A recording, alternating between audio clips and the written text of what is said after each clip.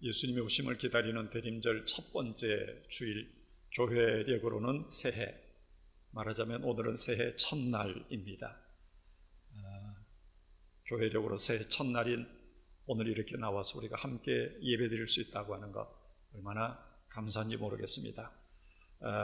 올 한 해도 우리가 예수님 바라보고 예수님과 매일 매 순간 동행하는 그런 은혜가 있기를 원합니다.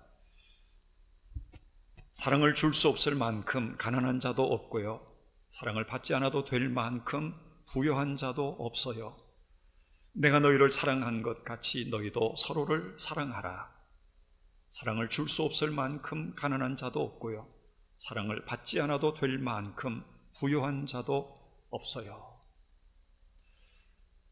가난하다고 사랑을 줄 수 없고 또 부자라고 해서 사랑이 필요 없는 것도 아닙니다. 이게 바로 사랑의 신비이고 사랑의 축복인 줄로 믿습니다. 사랑이 그런 것처럼 위로도 마찬가지입니다. 위로가 필요 없을 만큼 그렇게 완벽한 인생을 사는 사람 세상에 아무도 없습니다. 또 위로를 줄 수 없을 만큼 그렇게 비참한 바닥 인생을 사는 사람도 없습니다. 옆에 있는 사람 힘들 때 그냥 앉아서 손만 잡아주어도 혹은 함께 울어만 주어도 큰 위로가 되는 거 아니겠습니까? 10여 년 전 세계 금융위기가 몰아칠 때 어려움을 당한 사람들이 참 많았습니다. 그런데 지금은 그때와는 비교할 수 없을 만큼 훨씬 더 어렵다, 그렇게 이야기합니다. 그러다 보니 삶을 비관해서 극단적인 선택을 하는 사람들이 늘어가고 있습니다. 내가 죽으면 어린 자식들 고생할 게 뻔해서 살려달라고 애원하는 어린 자식들까지 동반해서 세상을 마감하는 그런 안타까운 일들도 일어납니다. 정말 위로가 필요한 시대, 그래서 위로자들이 더 많이 필요한 그런 시대를 우리가 살아갑니다. 이런 때에 세상의 소망이신 예수 그리스도를 믿는 우리가 그런 위로자들로 살아갔으면 좋겠습니다. 오늘 예배에 참여하는 모든 분들이 다 그렇게 우리의 남은 삶을 누군가를 위로하면서 살아가는 그런 성숙한 그리스도인들로 살아갈 수 있기를 원합니다. 지난주에 말씀드린 것처럼 데살로니가 교회는 딱 3주 동안 하나님의 말씀을 듣고도 그들의 믿음이 온 세상에 소문날 만큼 정말 아름다운 공동체, 복된 공동체를 이루었던 교회입니다. 그렇다고 해서 그들의 믿음이 완벽했던 것은 결코 아닙니다. 복음의 말씀을 오해해서 시험에 들기도 하고, 말씀을 받을 때는 기쁨으로 받았는데 시련과 역경을 만나면서 그 믿음의 뿌리가 흔들리기도 하고 때로는 뽑히기도 하고 그랬다고 하는 겁니다. 하지만 그들을 가장 힘들게 했던 문제, 그것은 우리 인간 공통의 문제인 죽음의 문제라고 하는 것이었습니다. 살아서 예수님의 재림을 믿는 사람들은 몰라도 이미 죽었는데 땅에 묻혀서 육신이 흙으로 돌아가 버린 그들이 어떻게 예수님의 재림에 참여할 수 있을까? 죽은 자들은 정말 부활하는가? 어떻게 부활하는가? 과연 영생은 있는가? 아마 우리 중에도 이런 것에 대한 고민을 가지고 있는 분들이 계시리라 생각이 듭니다. 그렇게 고민하는 데살로니가 교인들을 향해서 사도 바울이 권면한 말씀이 바로 오늘 본문 내용입니다. 13절입니다. 형제들아, 자는 자들에 관하여는 너희가 알지 못함을 우리가 원하지 아니하노니 이는 소망 없는 다른 이와 같이 슬퍼하지 않게 하려 함이라.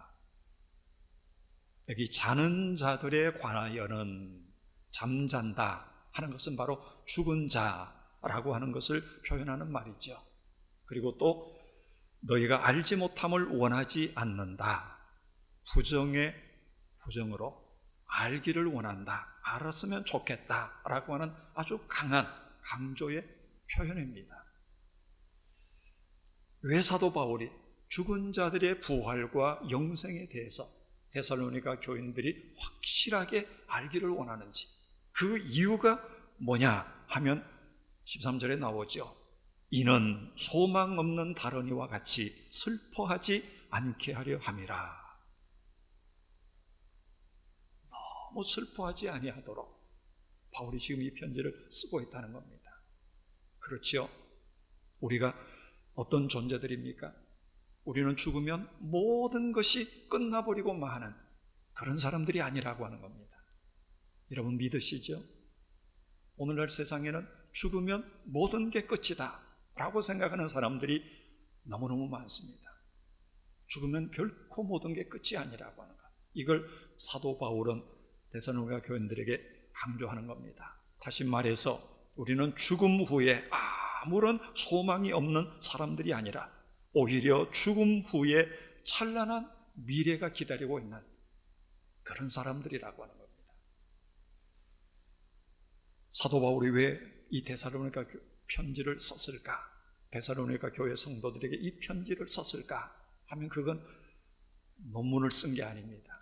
바울 같은 대학자였지만 그가 부활에 대해서, 예수님의 재림과 성도의 휴거에 대해서, 혹은 천국에 대해서 논문을 쓴 게 아니라는 겁니다.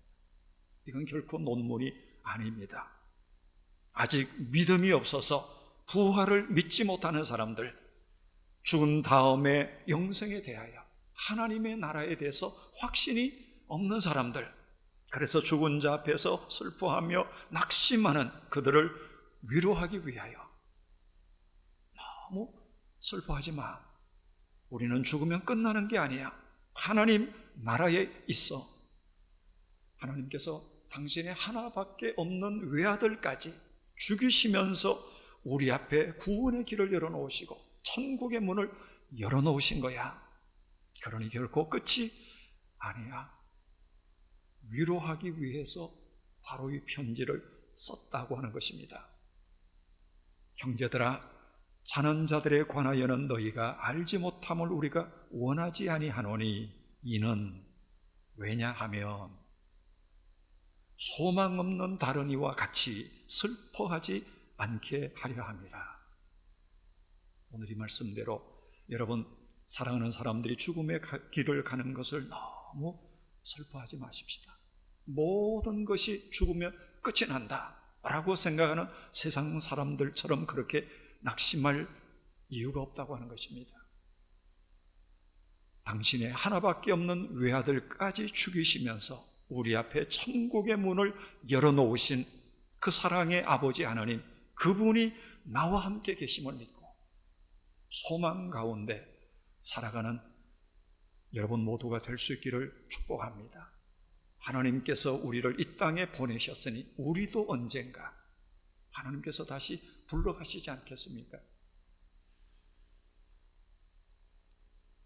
이 말씀을 준비하면서 한 메일을 받고 제가 영상을 보았는데, 캐나다 갈릴리 교회 원로이신 조영택 목사님께서 84세로 별세하셨는데 임종절에 아들, 딸, 손자, 손녀들이 온 가족들이 모인 자리에서 드리는 임종 예배, 가족 임종 예배를 보면서 참 깊은 감동을 받았습니다. 아버지의 임종을 앞에 둔 가족들이 40분 넘게 내내 찬양하고 기타를 치면서 찬양하고 기도하고 성경 말씀을 읽었습니다. 그 목사님이 그렇게 원하셨다는 겁니다. 그래서 임종 예배 때 부를 찬송도 당신 스스로 다 선곡을 하고, 그때 읽을 성경도 곳곳에 신구약 성경의 내용들을, 구절들을 뽑아서 준비해 놓고 그렇게 임종 예배를 손수 다 준비해 놓으셨다는 겁니다. 적어도 이 목사님은 죽음 준비만큼은 아주 철두철미하셨습니다. 그 아들도 혀를 내두를 만큼 그렇게 철저하게 준비하셨습니다.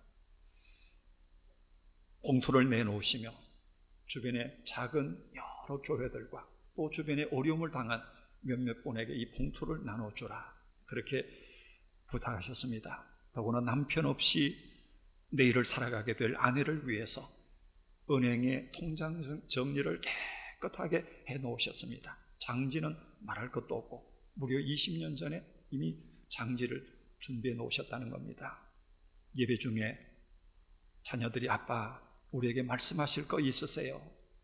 그렇게 물을 때 침상에 누워 계신 아버지가 말씀합니다. 예수님이 말씀하시는 것이 하나님은 나를 지으시고 나를 만드시고 나를 지켜주시고 나를 세상 가운데서 지켜주시기를 꼭 믿고 사시기를 바랍니다. 자식들에게 건네는 말인데도 끝까지 존칭을 쓰셨습니다.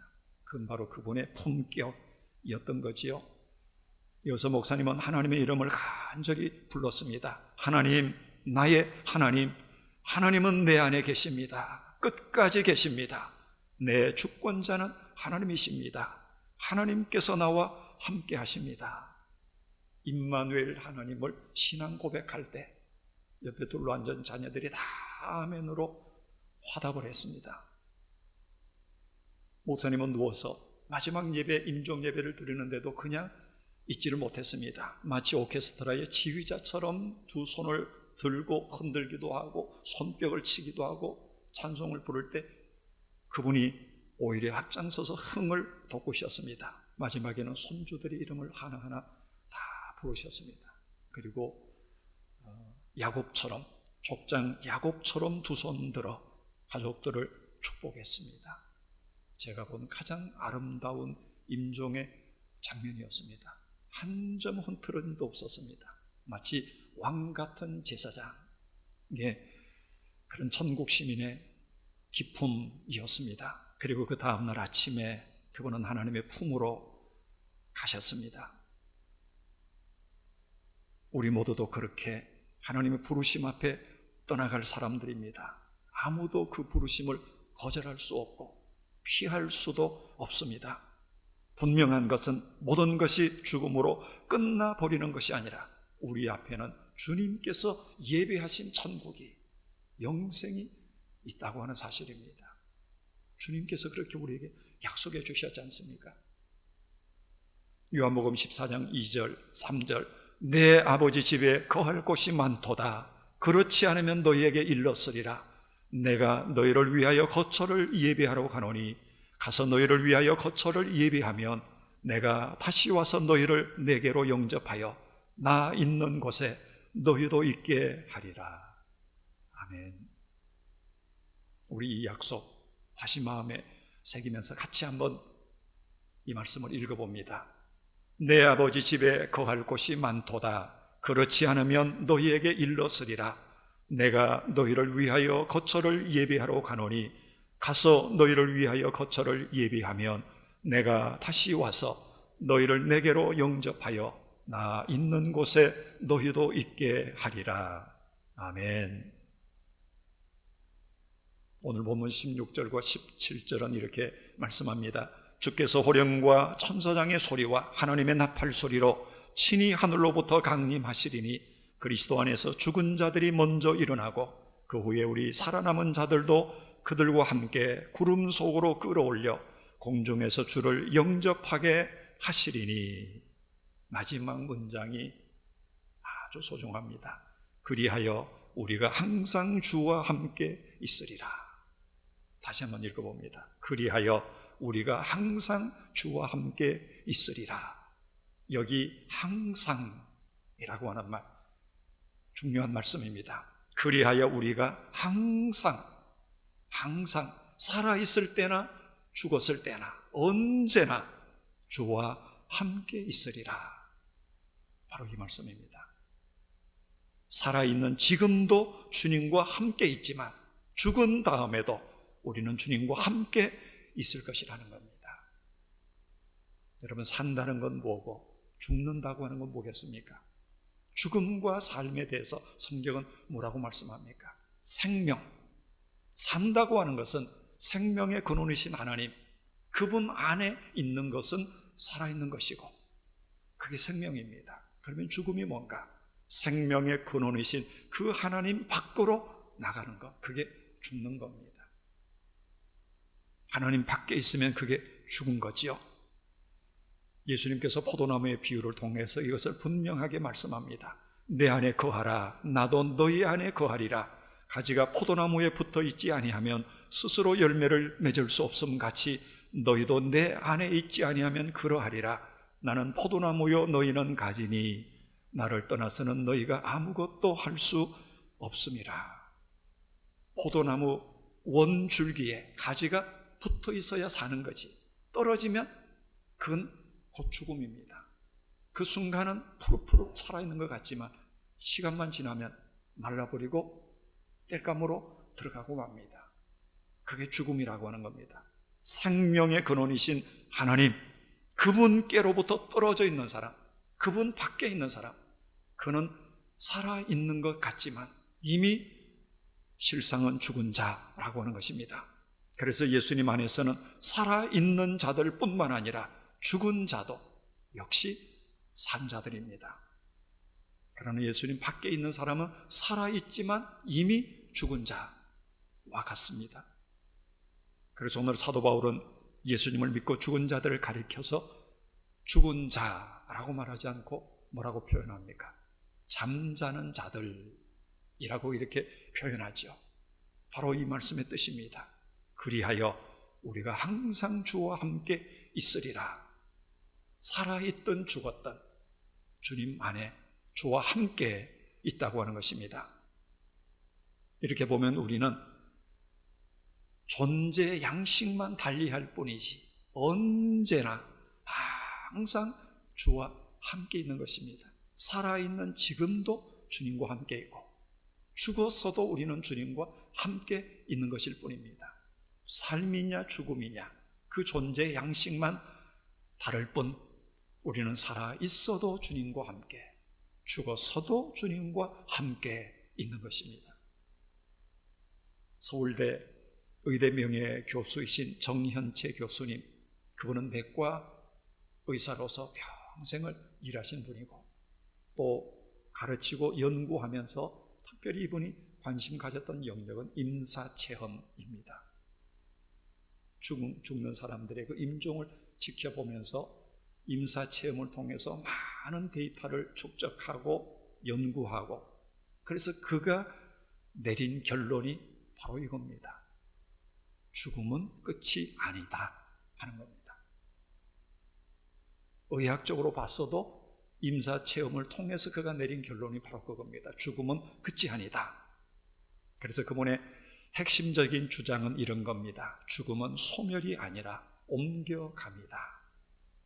죽음은 소멸이 아니라 옮겨갑니다. 두 번째 얘기도 마찬가지입니다. 죽음은 다른 세계로 이동하는 문일 뿐이다. 없어지는 게 아니라는 겁니다. 모든 게 끝나는 게 아니라고 하는 겁니다. 그러니 죽음 앞에서 두려워할 것이 없다고 하는 것입니다. 여러분, 죽음이 모든 것의 끝이 아님을 믿으십니까? 예수님께서 죽음 후에 사흘 만에 부활하셨다고 하는 것 믿으십니까?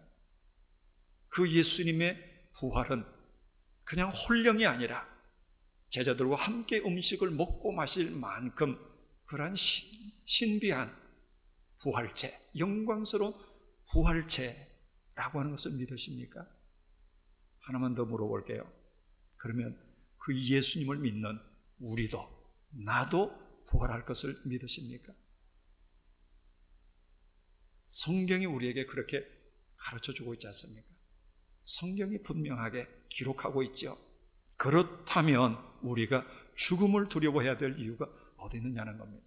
죽음은 소멸이 아니라 하나님의 나라로 옮겨가는 것이라면, 더 거룩하고 더 찬란한 곳으로 옮겨가는 것이라면 그 죽음 앞에서 두려워하고 낙심할 이유가 없다고 하는 것입니다.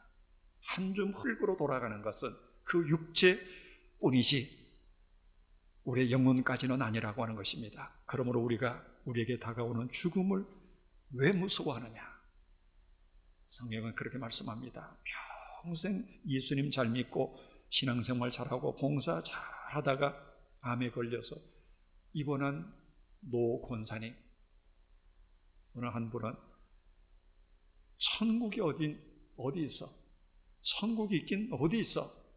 나 그거 못 믿겠어. 나 무서워. 그렇게 울부짖었다고 합니다. 그렇다면 그 평생 신앙생활 한 거 다 헛거지요. 교회는 다녔지만 천국은 안 믿었던 겁니다. 사랑하는 이의 죽음, 그리고 갑작스러운 이별 앞에 오늘 성경은 너무 슬퍼하지 마라.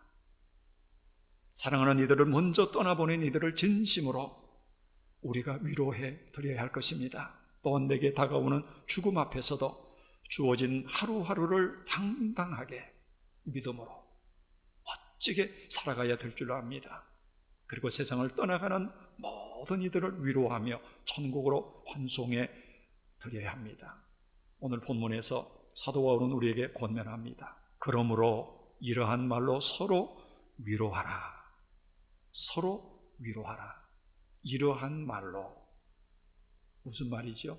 지금 제가 말씀드린 그 모든 얘기들입니다. 이러한 말로 서로 위로하라. 사도 바울이 쓴 고린도후서의 주제는 위로의 하나님입니다. 거기서 바울은 이렇게 우리에게 권면합니다. 찬송하리로다.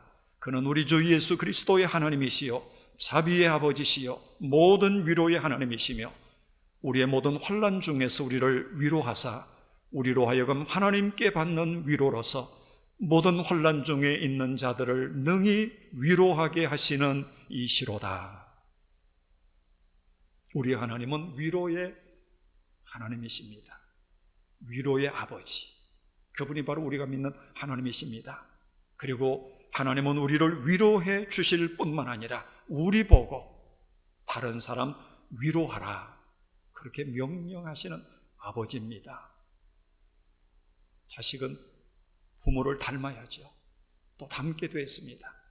우리 아버지 하나님이 위로의 하나님이시라면 아들, 딸 된 우리도 마땅히 위로하는 사람으로 살아야 되지 않겠습니까?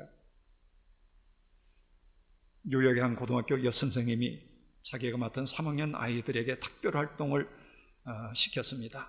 한 명씩 교탁으로 나오게 해서 네가 내게 얼마나 특별한 아이인가를 설명하고 파란색 바탕에 황금색으로 너는 내게 특별해 라고 쓴 리본을 하나씩 달아주었습니다.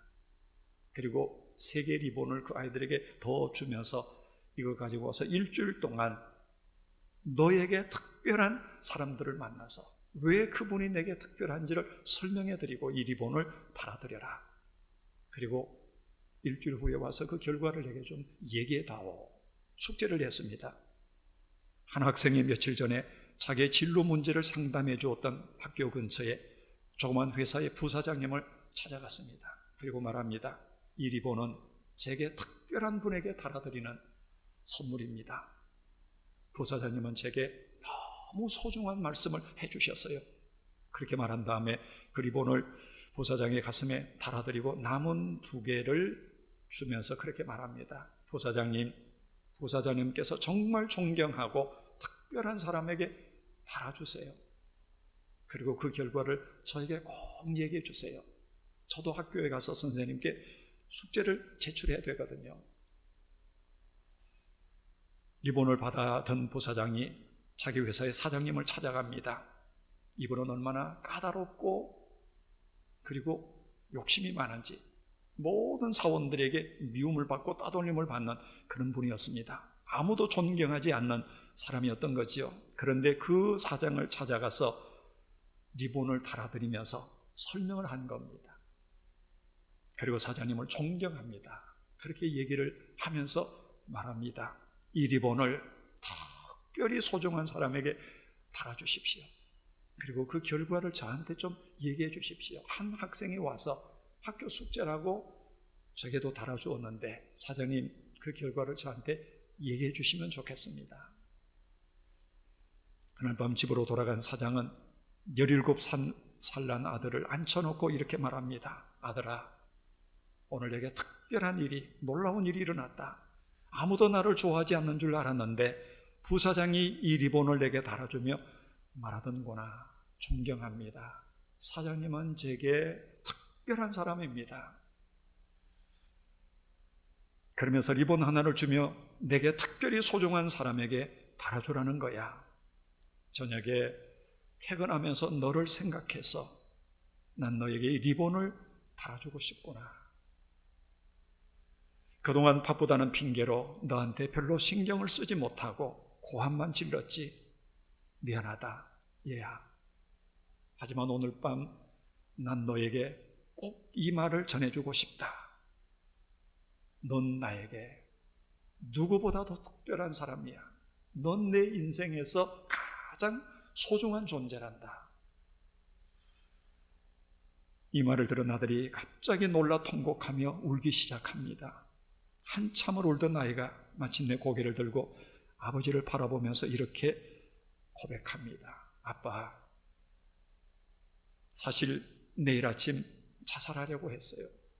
아빠가 저를 사랑하지 않는다고 생각했거든요. 그런데 이제는 그럴 필요가 없어졌어요. 아빠, 고마워요. 아빠, 사랑해요.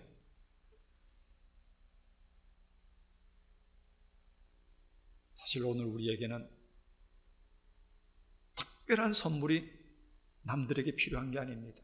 내 주변에 있는 사람들에게 100만 원, 1000만 원 혹은 1억짜리 무슨 선물을 해야만 그들을 감동시키는 게 아닙니다. 따뜻한 말 한마디, 위로의 말 한마디가 어렵고 힘든 삶을 살아가는 사람들에게 그 힘든 상황을 딛고 일어날 수 있는, 그리고 다시 용기를 내어서 살아갈 수 있는 힘을 얻게 만들어줍니다. 사랑만 하기에도 짧은 것, 그게 우리의 인생길입니다. 그렇다면 우리의 남은 삶은 사랑만 하면서 살아가야 될 줄 압니다. 오늘부터 교회력이 시작이 되는 대림절 기간입니다. 오늘부터 시작되는 이 대림절 기간에 특별히 저와 여러분들의 위로의 말, 그 따뜻한 말 한마디가 그 누군가에게는 이런 인생의 기적이 될 수 있기를 원합니다. 험한 인생 순례길에서 서로가 서로를 위로하고 또 위로를 받으면서 주님 부르시는 그날까지 우리 함께 천국을 향하여 나아가는 그런 믿음의 사람들, 또 아름다운 부산 우리 교회 신앙의 공동체 이루어갈 수 있기를 원합니다.